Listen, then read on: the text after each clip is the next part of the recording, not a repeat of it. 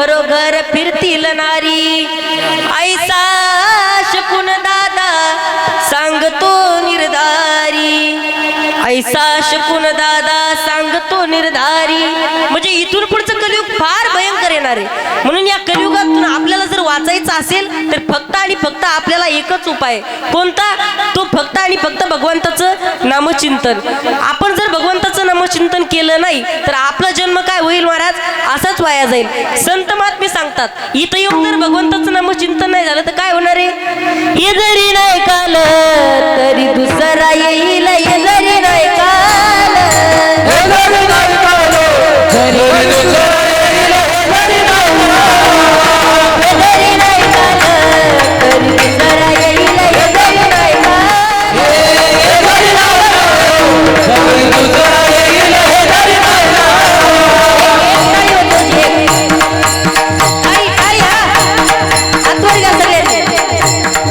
हे जरी नाही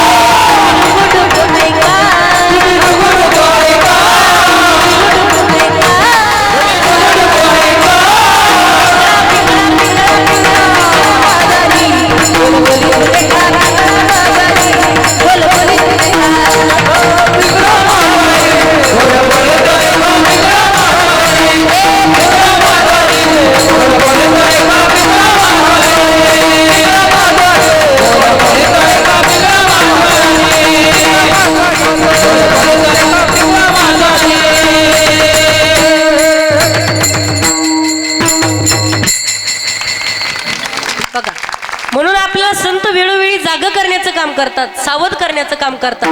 संत सांगतात आता जर आपण देवाचं नामचिंतन नाही केलं तर काय होईल, एक दिवस काळ येईल आणि आपल्याला घेऊन निघून जाईल. बघा मी आता तुम्हाला हेच सांगितलं, हे कळालं का तुम्हाला, कळालं का? घ्यायचा का मग आता झेंडा? ज्ञानोबा तुकाराम नाही, तुम्ही आता झेंडा नाही घेणार, जाऊ पोरग दांडा दाखीन तेव्हा तुम्ही झेंडा घेणार. विठाला विठाला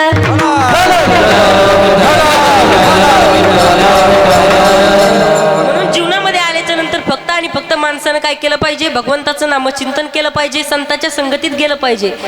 विठोबा रखुमा